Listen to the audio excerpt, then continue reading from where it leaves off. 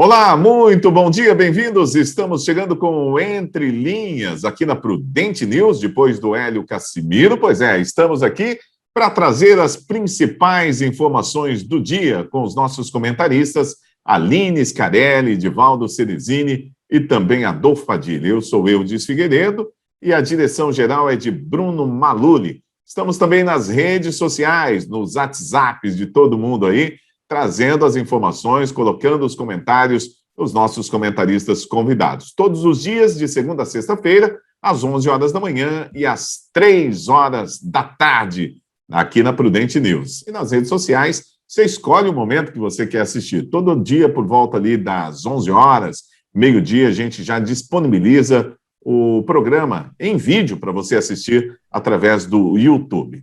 Bom, estamos com os nossos convidados, deixa eu colocar todo mundo na tela aqui para dar aquele oi inicial, né? Tá todo mundo aí? Divaldo, Aline, Adolfo Padilha, bom dia, bem-vindos. E vamos lá, começando com as nossas notícias de hoje. Acho que vai pegar fogo já na primeira notícia. Pois é, um artigo publicado pela revista Science Reports, do grupo Nature, por pesquisadores da Universidade Federal do Rio Grande do Sul, teve uma repercussão internacional recentemente ao afirmar que o lockdown não diminui o número de mortes por Covid-19 em diversos países do mundo, incluindo o Brasil.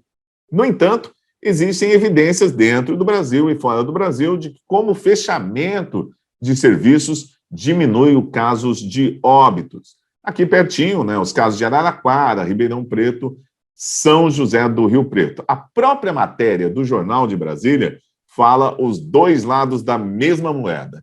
E aí a gente vai perguntar para os nossos comentaristas, e aí, quem é que tem razão, Adolfo Padilha? Eu aqui acho que não é nem olhar quem tem razão, eu acho que são casos pontuais, que no geral vai demonstrar aquilo que eu sempre disse, que pelo que a gente lê, que o lockdown não funciona. Em modo geral, no final do fritar dos ovos, a gente vai ver que a consequência da irresponsabilidade de se fechar tudo sem um bom senso vai causar um prejuízo muito maior do que o próprio Covid. E as coisas vão se desmontando com o tempo, né? Você percebe quando você vai em busca de leituras sérias, você vai em busca de dados sérios, algumas coisas estão se desmontando. Uma delas vai ser o lockdown, como vocês podem registrar aqui. Um dia ainda a gente vai questionar esse número de mortes por Covid. Vocês vão separar, eles vão começar a separar quem morreu de Covid ou quem morreu com o Covid, né? Então, tudo isso ainda vai levar um tempo, mas vai acontecer, né? As pessoas que não mudaram a sua linha de raciocínio diante até mesmo da ciência ou das evidências científicas, elas já alegavam isso, que o vírus ia contaminar um monte de gente, que o vírus ia matar um X% da população mundial, e as coisas estão se firmando nisso. Infelizmente, nós temos óbitos. E, quando você fala em lockdown, você dá um exemplo de eventual sucesso de Araraquara, de eventual sucesso em determinados outros lugares, como tem o eventual sucesso de Chapecó, porque fez tratamento emergencial e preventivo, são questões que uns vão contra, outros vão a favor. Mas eu acho que quando terminar tudo isso, com certeza, as evidências e a quantificação numérica pós e antes da pandemia vão provar que o lockdown realmente não dá certo. Muito bem, vamos lá, Aline Scarelli, bom dia. A sua opinião sobre essa notícia aí? Bom dia a todos que nos acompanham. Como a própria notícia diz, que o Eudes já relatou aqui, ela traz duas frentes da mesma moeda, né? Essa pesquisa, ela é só uma pesquisa, ela não é um artigo científico que foi submetido a uma metodologia própria, é importante dizer, né? Quem tiver a oportunidade de ler na íntegra vai ficar até confuso, porque ela traz duas vertentes. O que é verdade a gente dizer, né? Os casos que foram praticados de fato, lockdown, que foi aquele sacrifício lá de 10 dias em Araraquara e outra cidade 14, trouxe resultados positivos, visto que Araraquara está no quarto dia, se não me engano, sem mortes. Então, por isso que são casos pontuais, que pontualmente foram poucas as cidades que fizeram. Agora, igual o Marcelo Sender disse ontem, pessoal, se a gente está aqui para defender o negacionismo, o coração de mentes, qual é o resultado que a gente vem coletando? Quase 4.000 mortes por dia, vamos alcançar 360 mil, e é uma naturalização dessas mortes. Estão enfrentando aí a falta de kits para intubação, né? Isso é muito grave, Prudente, 100% de ocupação, e agora, recentemente, a França disse que nem vai nem vem brasileiros para lá e para cá. Então, assim, estamos sendo observados pelo mundo e a gente está aqui discutindo se lockdown ou não funciona, sendo que casos pontuais que foram praticados, o resultado foi positivo. Essa metodologia dessa pesquisa eu questiono, porque ela não tem apuração do assunto, busca informação, não traz as informações, não é submetida aos pares, então é uma pesquisa para agradar quem defende que lockdown não funciona, como tem outras pesquisas que dizem que lockdown funciona, é sobre isso que a gente tem que observar. Muito bem, Divaldo Ceresini, vamos lá para a sua opinião. Olha, eu não sou favorável ao lockdown por tudo que eu já disse aqui, dos efeitos colaterais que ele causa, tá? E agora, em relação especificamente a essa pesquisa, esse artigo que foi publicado, né, os próprios autores, eles reconhecem que os dados são extremamente limitados. Eles utilizaram como base as informações do Google, em relação às pessoas que possuem o celular com o GPS ativado em determinadas localidades. Então, isso daí dá um viés muito grande e eles próprios reconhecem isso. Um segundo autor desse artigo, que ele foi um conjunto, né, de pesquisadores, ele disse que a pesquisa nunca foi sobre o lockdown. Então, eu entendo que é completamente descabido discutir esse tipo de assunto, né? É um artigo que foi feito sem base, apresentado como base científica, mas que não tem base, tem um viés muito grande em relação aos dados utilizados, e é mais ou menos, a base de dados, ela é muito parecida com a base de dados que o governo do estado de São Paulo utiliza para dizer a população que está em casa ou a população que está saindo, aquele índice de afastamento que eles falam lá, né? Ela não avalia se você está em deslocamento, mas está sozinho no veículo, por exemplo. Ela não avalia se você esqueceu o celular em casa.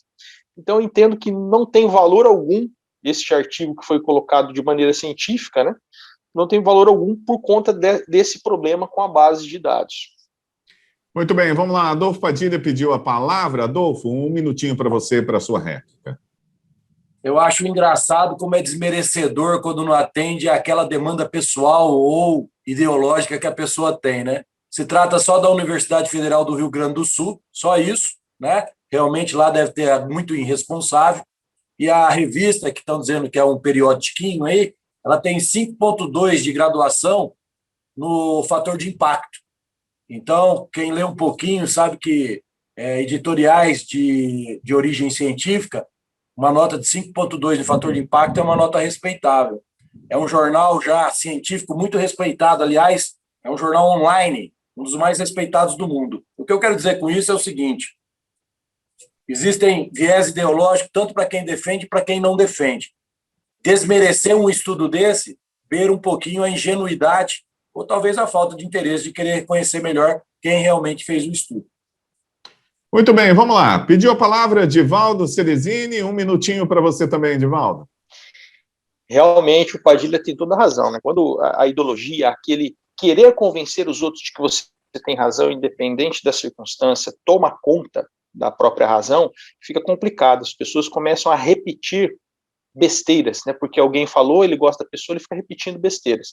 Então, eu convido todos aqueles que realmente querem formar opinião, e eu entendo que o nosso propósito aqui é estimular as pessoas a pensar e não a ficar repetindo algo que alguém disse, que entre no Jornal de Brasília, ou eu, se puder, inclusive, compartilhar o link dessa matéria, é muito interessante, e as pessoas vão ter a oportunidade de ler aquilo que os autores disseram, que é exatamente o que eu falei, é que eles nunca fizeram um estudo a respeito de lockdown, que eles próprios reconhecem a limitação dos dados.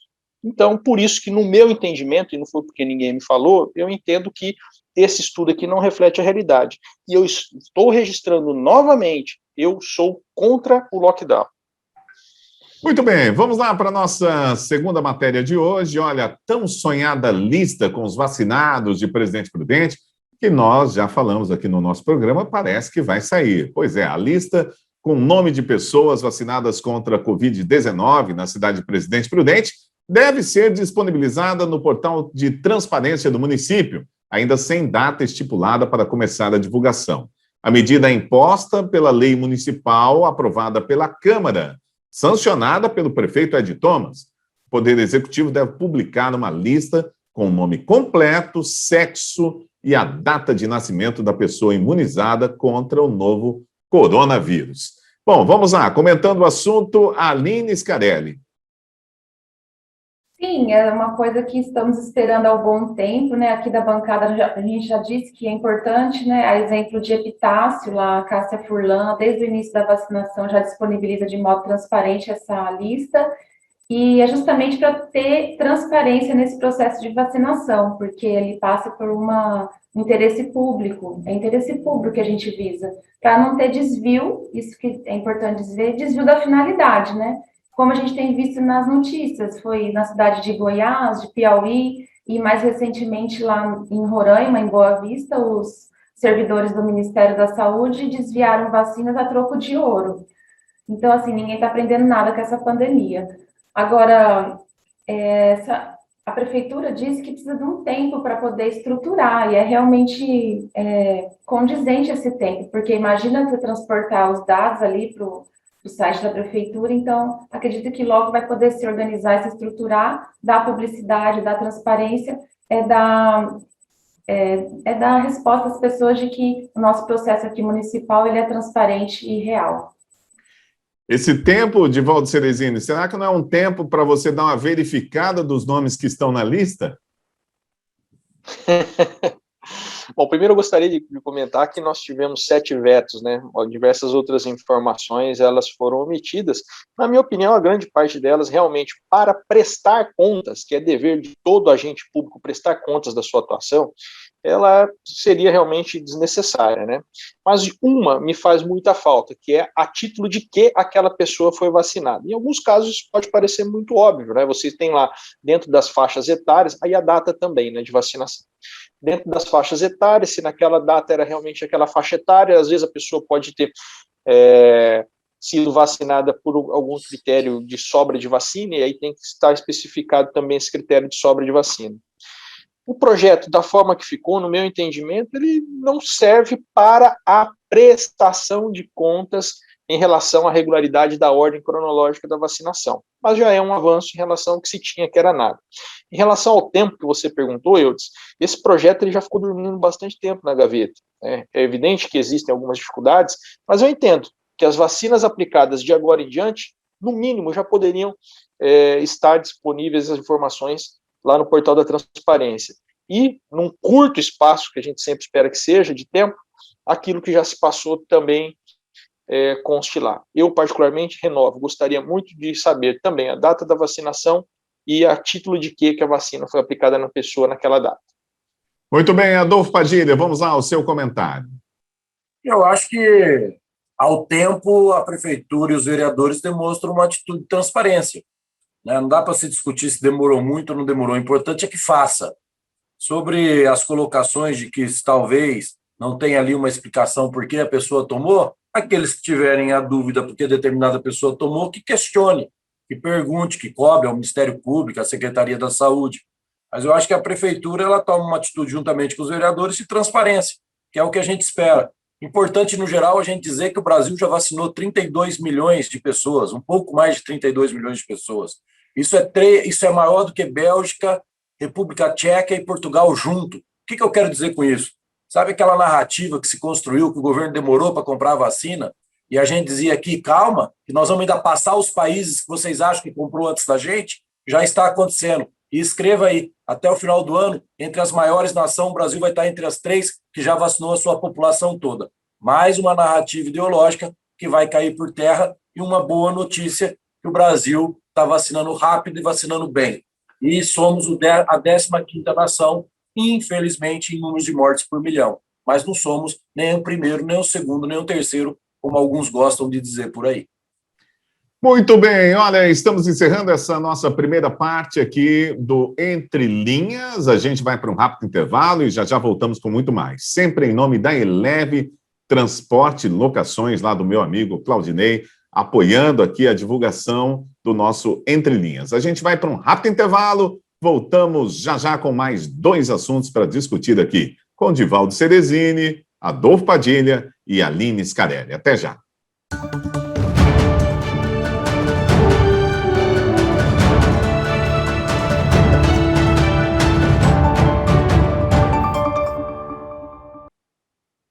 Muito bem, já estamos de volta. Esse é o nosso Entre Linhas. Se você ligou o rádio agora, você está na segunda parte do programa. Ainda você pode acompanhar duas principais informações que separamos aqui para esse segundo bloco. Essa primeira informação é o seguinte: o presidente do Senado, Rodrigo Pacheco, realizou ontem, terça-feira, a leitura do requerimento para a instalação da CPI da Covid-19, de autoria do senador Randolfo Rodrigues. Com isso, a comissão já pode ser formada e instalada. O colegiado irá apurar as ações e supostas omissões do governo Jair Bolsonaro no combate à pandemia do novo coronavírus e no colapso da rede hospitalar em Manaus. A Secretaria do Senado alegou que essa CPI não poderia ser extensiva a estados e municípios para apurar aí os governadores e também a municipalidade. Será que era isso mesmo? A gente vai saber agora dos nossos comentaristas, começando com Divaldo Ceresini. O Senado Federal e a Câmara dos Deputados, eles têm a autonomia de investigar tudo aquilo que envolve as verbas do governo federal. Por isso, eu entendo que foi acertada essa limitação, porque fazer fora disso daí geraria uma ilegalidade. O que eu espero é que haja por parte tanto das assembleias legislativas quanto por parte das câmaras municipais uma investigação séria e não simplesmente uma investigação de faz de conta a respeito das verbas que foram utilizadas pelos municípios vindas de recursos próprios ou de recursos dos estados, que isso não está abrangido por essa CPI que agora foi instalada. Aqui em Presidente Prudente mesmo, nós tivemos recentemente uma vereadora em entrevista a uma rádio questionando os valores recebidos pela cidade. Ela, na condição de parlamentar, tem a possibilidade de fazer um requerimento que também seja instaurada uma CPI para que se investigue de fato isso daí. A gente espera dos nossos políticos sempre atitude concreta para se fazer algo em favor da sociedade. Eu, particularmente, entendo que nós estamos até aqui nessa situação que nós nos encontramos hoje, justamente por termos elegido gente incapaz e gente muito mais preocupada com like em rede social do que em, de fato, trabalhar pela sociedade. Muito bem. Adolfo Padilha, que é um defensor do governo, já deixou claro isso aqui várias vezes. O que essa CPI deve demonstrar, na sua opinião, hein, Adolfo Padilha? Exatamente aquilo que o presidente Bolsonaro falou no telefonema para o Cajuru. Quero que investigue tudo, não só o governo federal, como os estados e municípios, porque da minha parte eu não temo nada. Isso vai ser demonstrado. Isso vai ser demonstrado, as narrativas que tentam construir da irresponsabilidade do governo, como eu citei, do negócio da vacina, e estamos nós aí ultrapassando países, e até o final do ano não vai ser diferente, vão demonstrar também que no mês 6 de 2020, a Polícia Federal pediu a prisão do governador do Amazonas. Onde eles estão dizendo aí que o presidente não houve uma ação pontual em Manaus? Sabe por quê? Porque lá em Amazonas a Polícia Federal constatou que o governador lidava diretamente com o desvio de verba do Covid, né? Foram presos 2 ex-secretários de saúde, 2 ex-adjuntos de saúde, o comprador do medicamento de saúde, e a Polícia Federal ainda deixa claro, o governador comandava diretamente todas as ações envolvida ao Covid no que se diria a compras de respiradores superfaturados. Então é isso que vai começar a acontecer. Aqui em São Paulo nós não vamos ter surpresa nenhuma. Vocês vão ver o que vai aparecer em São Paulo. E assim vai ser nos outros estados. A CPI, do jeito que foi pedido, e do que o Randolfo Rodrigues, aquele que foi contra a diminuição do IPVA, do IPVAT, para nós, para você, de tudo, aquele que é contra nós pagar menos impostos, vai caracterizar isso no final, vocês podem ter certeza. Os erros de atuação do governo existem, claro que existe, de colocação, mas desvio de verba, maldade no sentido de prejudicar a população, nesse governo ainda a gente não viu isso. Pelo contrário, a gente vê um governo totalmente desnudo no sentido da fala do presidente, como ele mesmo fala, eu não temo e não devo nada. Então, vamos aguardar aí para ver o que vai acontecer. Muito bem, vamos lá. Aline Scarelli, você como uma crítica desse governo, o que você espera que essa CPI traga às claras? Pois é, nós temos foi muitas investidas do presidente da República para asfixiar essa CPI, né? Criar o caos e também muita instabilidade institucional, que foi o que aconteceu nessa semana.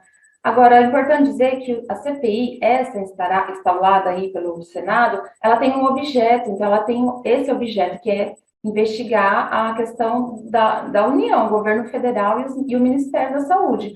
E essa CPI ela pode requisitar diligências para outros estados, produzir provas, por exemplo, requisitar informações do município com relação às verbas. Agora, cada município e governo estadual pode ter sua própria CPI, então por isso que não dá, assim, há tanto tempo que o presidente está como parlamentar, ele deveria saber que existe essa regra com relação à CPI. E que a CPI busca, né, gente? É um requerimento para ter uma investigação. E que a gente precisa esclarecer. Por que não foi feitas as testagens em massa? Por que o Brasil demorou tanto para comprar vacinas? Por que o governo não garantiu a compra antecipada do kit de vacinação? E quanto foi gasto com a tal da cloroquina? Quanto foi gasto com mídia, com publicidade dos influencers para poder disseminar o tratamento precoce? E de quem é essa responsabilidade lá do caos em Manaus, né? É bem verdade que a gente precisa dizer que só 12%, quase 12% dos brasileiros foram vacinados até agora, né?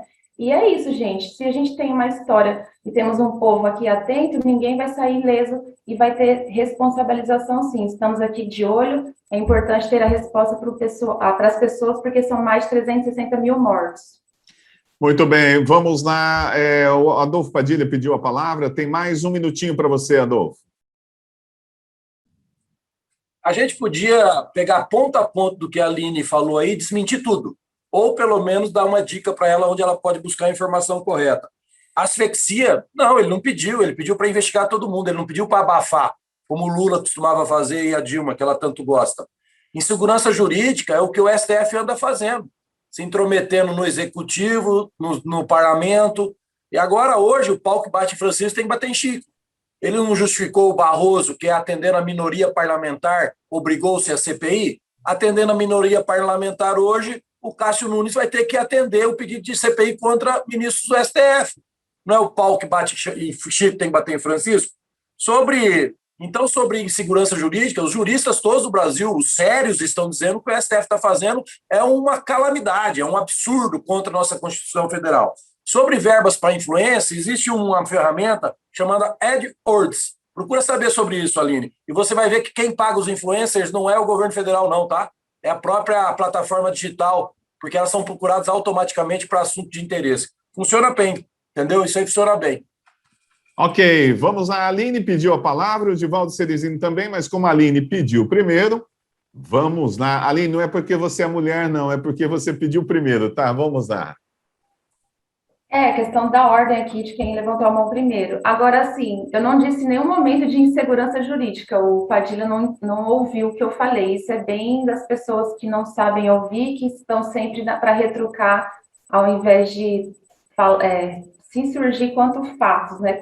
E contra fatos, gente, não tem argumento. O que a gente tem é assim: há uma política, uma necropolítica desse governo federal. A questão dos influencers, de investigar, isso é a CPI que vai cuidar. Agora, assim, não é, pessoal, a gente está vendo todo dia qual é a claudicância desse governo federal. Não é querer, eu não sei, eu fico, assim, bem incomodada, como ainda tem pessoas que se defendem, e olha, cada vez mais está ficando comprometedora essa defesa. Então, gente, pula fora antes, porque está ficando comprometedor, isso atinge todo mundo.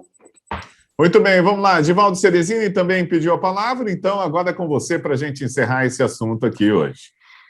Eu acho interessante como as pessoas utilizam dados proporcionais quando lhe interessa, e aí quando o dado proporcional não interessa, ela usa o dado absoluto, né? O Padilha fez bastante isso na fala dele. Nós temos, Padilha, uma situação menos ruim do que alguns países, mas uma situação ainda muito longe daquilo que nós brasileiros merecemos. Nós merecemos um governo, sim, eficiente, um governo que, na minha opinião, em relação à pandemia, deveria ter agido como Israel, que é um exemplo nesse combate para mim. Em relação às questões dos deputados, dos governos estaduais, eu entendo que os políticos que estão no governo federal defendendo essa investigação dos governadores também deveriam conversar com seus pares nos estados para que instaure essa CPI e também faça essa investigação, em vez de ficar preocupado somente em ficar jogando para a galera em rede social, atrás de likes e curtidas. Like e curtida em rede social não resolve o problema da sociedade, o que resolve é atitude. E tem faltado muita atitude por parte de diversos dos nossos políticos. Eu não estou fazendo aqui uma crítica específica ao nosso presidente, não. A maior parte dos nossos políticos só sabe lacrar em rede social, não sabe trabalhar. Muito bem, vamos lá para o nosso último assunto de hoje. Olha, desde segunda-feira desta semana, as escolas públicas e privadas da capital paulista têm autorização para retomar as aulas presenciais. A decisão foi tomada após o Estado de São Paulo passar para a fase emergencial ou da fase emergencial para a fase vermelha do Plano São Paulo. No entanto, muitas dúvidas têm surgido sobre o retorno presencial e as escolas, principalmente particulares, têm percebido uma baixa adesão das famílias. Vamos lá, Aline Scarelli, ao que se deve essa baixa adesão das famílias ao retorno das aulas, né, com as crianças, principalmente? Eu acredito que seja medo, porque se não há vacinação para todos e está aumentando o número de mortes, na verdade a curva ela se mantém, às vezes oscila, volta, é por esse motivo, gente, a gente quer a vida, né? É óbvio que as crianças e os adolescentes fora do sistema escolar é prejuízo, é óbvio, assim, isso é um fato, como que a gente lida com ele? Há argumentos favoráveis para o retorno das aulas, condicionado a várias questões estruturais e como argumentos desfavoráveis. É bom lembrar que a gente só está vacinando pessoas da escola com mais de 47 anos, na pública e na privada, e olha que triste isso, está fora da vacinação, por exemplo, as pessoas terceirizadas, as merendeiras, as pessoas da limpeza, que não são funcionários ali de carreira, mas que prestam serviço de modo terceirizado, e eles estão no sistema escolar. Agora, a escola pública, ela precisa de uma estrutura, e é difícil, porque nesse momento é investimento.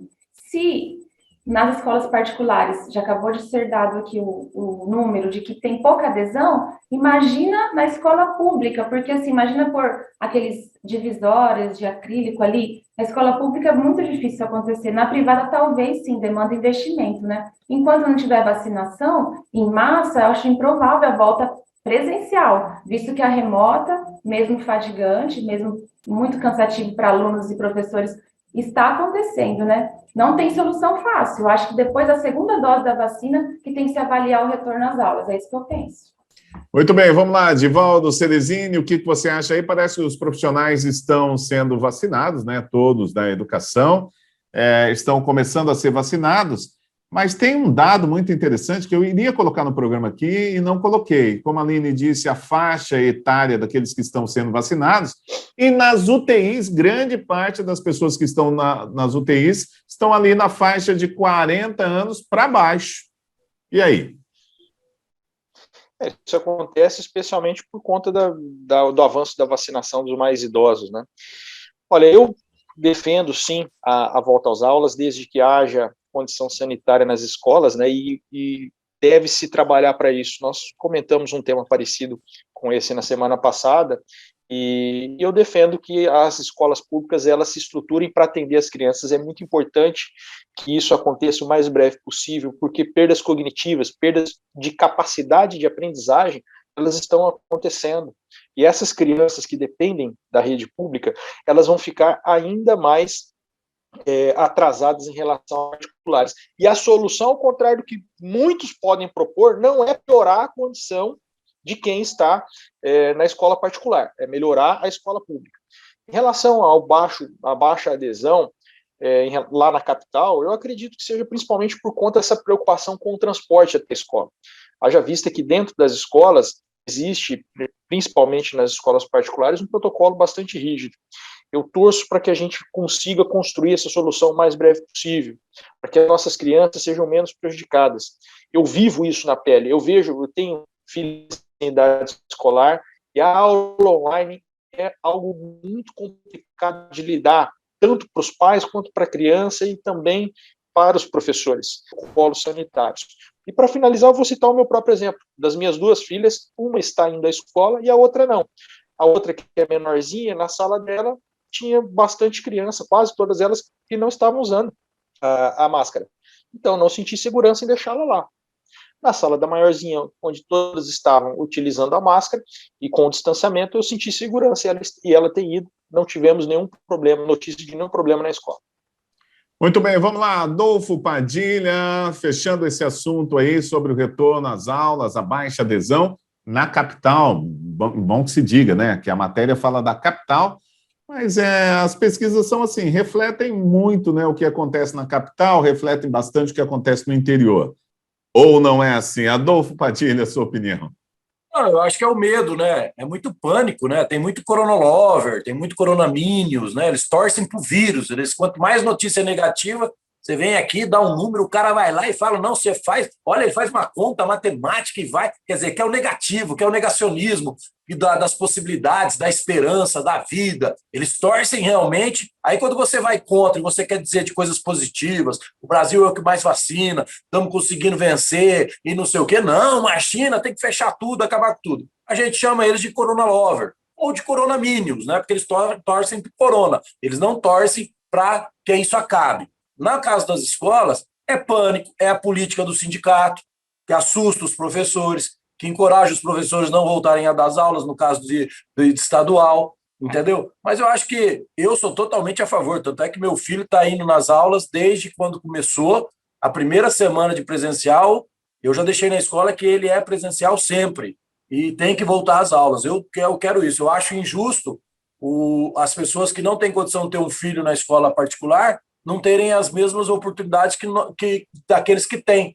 Porque tem muitas crianças que dependem até da merenda da escola pública, né? E eles não estão tendo nem essa possibilidade. E é uma grande dificuldade. E o pai perdendo o emprego por causa daqueles que defendem o lockdown, a mãe perdendo o emprego por causa daqueles que defendem o lockdown, aqueles que acham que o ficar em casa vai resolver tudo, e a consequência só vai aumentando de tamanho, ficando mais perigoso ainda, e a consequência pós-Covid, pode ter certeza, vai ser muito pior do que a própria consequência infeliz que nós estamos tendo com essa pandemia.